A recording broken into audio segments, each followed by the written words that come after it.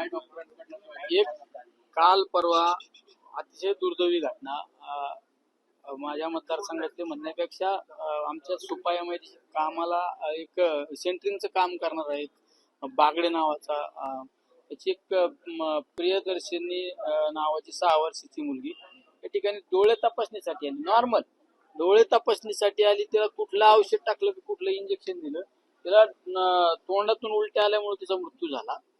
मध्ये 1 वर्षापूर्वी या भागातील गोरखे नावाचे एक आमदार आहेत. त्या आमदारांचे पीए त्या तनिष्का भिशेचा सुद्धा असा संशयास्पद मृत्यू झाला. या सगळ्या चौकशीच्या बाबत मी आता त्या अधिकाऱ्यांना भेटलो. त्यांना आता आरोग्य मंत्र्यांशी सुद्धा मी बोलणं केलं. केंद्रीय आरोग्य मंत्र्यांशी माझा आता डायलॉग झाला नाही, पण त्यांच्या ओएसडीशी मी बोललो. कारण या हॉस्पिटलची चौकशी लागली पाहिजे. अशा अनेक घटना आहेत.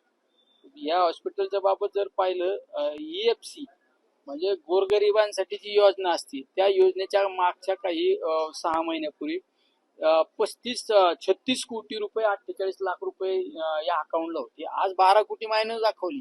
त्यांना मी सांगितलं की त्याची यादी द्या, तुम्ही किती गोरगरीब लोकांना मदत केली याची यादी द्या. इथं सोशल वर्कर म्हणून एक व्यवहारी नावाचं कोणीतरी बदमाश या ठिकाणी, तो कधी कोणाचे काम फोन उचलत नाही, कधी कोणाची एखादं ऑपरेशन योजनेत बसवायचं असेल तर इथं कधीच मदत होत नाही. तुम्ही या हॉस्पिटलच्या बाबत आम्ही चॅलेंजनी सांगितलं, कधी फोन करा का बेड शिल्लक नाही, मग कुठली शासकीय योजना लागू नाही, ही कुठली पद्धती.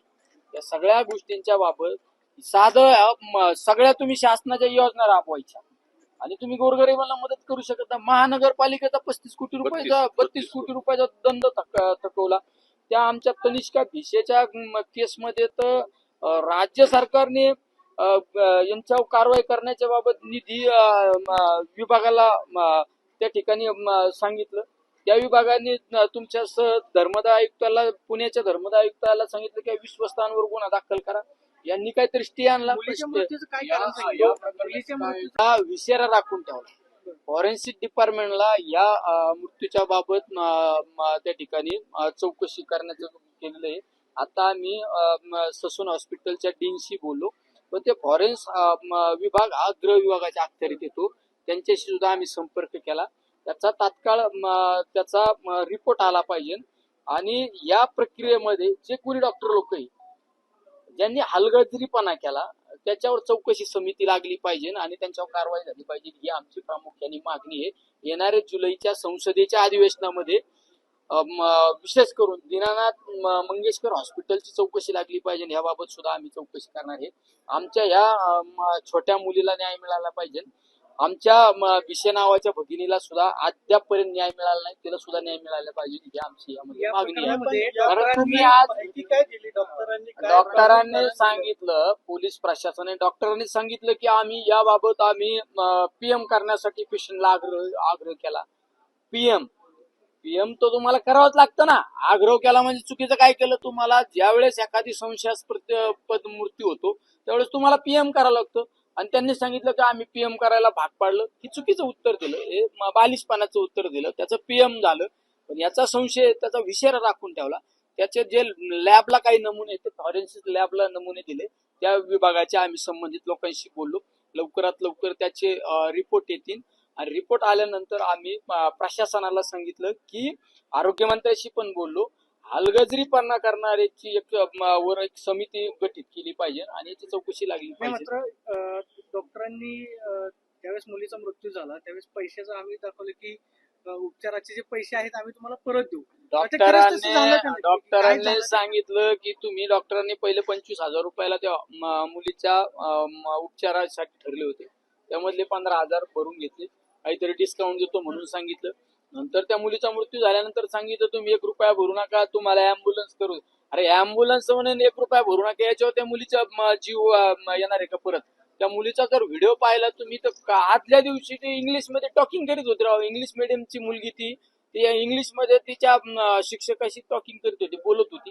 आणि दुसऱ्या दिवशी जर या चुकीच्या गोष्टीमुळे तुझा जीव जात असेल तर माझं तर म्हणणं आहे का ह्या प्रक्रियेमध्ये जे दोषी डॉक्टर असतील त्यांच्या मनुष्यवधाचा गुन्हा दाखल झाला पाहिजे. नाही, मात्र तशी प्राथमिक माहिती त्यांनी काही दिली का की जर कदाचित ड्युटीवरती डॉक्टर असतील, प्रशासनाने डॉक्टरला त्यांनी विचारलं असेल ना की त्यांनी काय झालं? सांगितलं शेवट आरोग्य विभागातले हॉस्पिटलचे लोक त्यांच्याच बाजूने त्या ठिकाणी बोलणार का, पण आम्ही पोलीस प्रशासनाला सांगितलं तुम्ही या ठिकाणी आलेत ना मध्यस्थाची भूमिका घ्यायला, तुम्ही जबाबदारी घेतली पाहिजे, तुम्ही यावर समिती गठीत केली पाहिजे. मग आम्ही आरोग्यमंत्र्यांशी पण बोललो, आरोग्य मंत्र्याला सुद्धा सांगितलं चौकशी करा. ही केंद्रीय मंत्री JP नड्डांशी आता संपर्क करण्याचा प्रयत्न केला, त्यांच्याशी संपर्क नाही झाला, पण त्यांच्या OSD संपर्क झाला. मी उद्या त्यांना पत्र देणार आहे. या सगळ्या हॉस्पिटलचे जे आतापर्यंत घटना घडलेल्या आहेत, राजकीय वरद असल्यामुळे हे सगळं घडतंय का? या हॉस्पिटलमध्ये या दोन गोष्टी समाजासमोर आल्या, तर या हॉस्पिटलच्या दुर्लक्षपणामुळे अनेकांना जीव गमावा लागलेला आहे. त्यामुळे आमची तर मी त्या संसदीय अधिवेशनामध्ये मागणी करणार आहे, या सगळ्या प्रक्रियेची चौकशी तर कराच, पण ज्या दोषीवर मनुष्यवधाचा गुन्हा दाखल करा ही आमची सगळ्यात महत्वाची मागणी आहे. तुम्ही 2 दिवस झाले तक्रार दिली, अलंकार पोलीस स्टेशनला त्या मुलीच्या वडिलांनी तक्रार दाखल केली, जबाब नोंदवून घेतलेला आहे, पण अद्यापपर्यंत गुन्हा दाखल झालेला नाही. ज्यावेळेस पोलीस प्रशासनाशी मी बोललो, त्यांनी सांगितलं ज्यावेळेस फॉरेन्सिक रिपोर्ट आमच्या हाती आल्यानंतर आम्ही तात्काळ गुन्हा दाखल करू.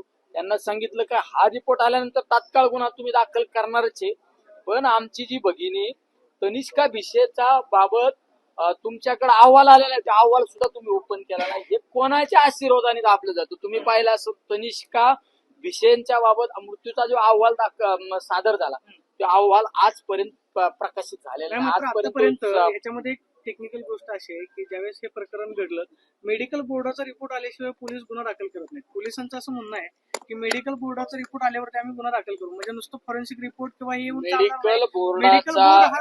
मेडिकल बोर्डाचा रिपोर्ट आल्यानंतर गुन्हा दाखल करणं अपेक्षित असतं, पण या सगळ्या प्रक्रियेला आज जरी वेळ लागत असेल तर त्यांनी मला त्या ठिकाणी सांगितले की आम्ही या सगळ्या गोष्टींचा फॉरेन्सिक रिपोर्ट असू, त्या कमिटीचा रिपोर्ट आल्यानंतर आम्ही तात्काळ गुन्हा दाखल करू, आम्ही कोणाला पाठीशी घालणार नाही, हे त्या पोलीस अधिकाऱ्यांनी सांगितलं. पण त्यांना मी हे पण सांगितलं ह्या गोष्टीला वेळ लागणार, पण ज्या विषयाच्या भगिनीच्या बाबत रिपोर्ट आला, सगळ्या गोष्टी आल्या, त्यावर गुन्हा का दाखल नाही झाला, तर त्या अधिकाऱ्यांनी सांगितलं मी काल परवा या चार्ज घेतलेला आहे, मी या सगळ्या गोष्टीची पाहणी करतो, तात्काळ कारवाई करतो.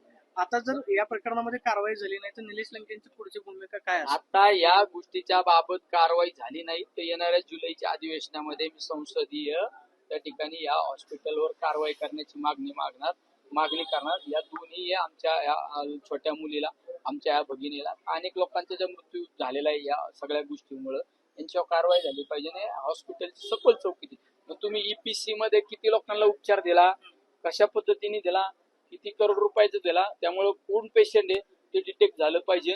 अनेक तुम्ही मुख्यमंत्री सहाय्यता निधीतून कसा उपचार दिला, या सगळ्या गोष्टींची आम्ही चौकशी त्या ठिकाणी लावणार आहे, चौकशीची मागणी पण करणार. एक राजकीय प्रश्न आहे शेवट आपण लोकप्रतिनिधी या नात्याने त्या कुटुंबाला आधार दिला पाहिजे. ते गरीब कुटुंब आहे हो, त्या सुपा MIDC सेंटरिंग काम करणारं कुटुंब आहे. सेंटरिंग काम करून त्या दोन्ही मुलीला इंग्लिश मिडियमला शिक्षण देणार परिवार आहे. त्या मुलीच्या वडिलांशी बोललो, आईशी पण बोललो मी. राजकीय प्रश्न आहे, दिवंगत पवारांच्या संपर्कामध्ये आहेत आणि 2 राष्ट्रवादी जे आहेत ते एकत्र येणार नाही, त्यावरती शिक्कामोर्तब झाले अशी माहिती सुद्धा शशिकांत शिंदेने दिली की तो आता सध्या विषय नाही. खरंच आमदार संपर्कात आहेत किंवा 2 राष्ट्रवादी भविष्यात एकत्र येतील? आज राष्ट्रवादी पक्षाची अतिशय महत्वाची बैठक झाली, म्हणजे या वर्षामध्ये सगळ्यात महत्वाची बैठक जर म्हणली असेल ती आजची बैठक झाली. आदरणीय पवार साहेबांनी तात्काळ ती बैठक राबवली. ती बैठक यासाठी बोलवली की आताच्या परिस्थितीमध्ये माझ्या शेतकऱ्यांच्या मालाला बाजार भाव नाही, माझ्या कांद्याची परिस्थिती काय आहे, 5 रुपयाला आणि 6 रुपयाला कांदा विकला जातो, ती परिस्थिती. पेट्रोल पंपाच्या समोर डिझेलसाठी रांगा आहेत, पेट्रोलसाठी रांगा आहेत.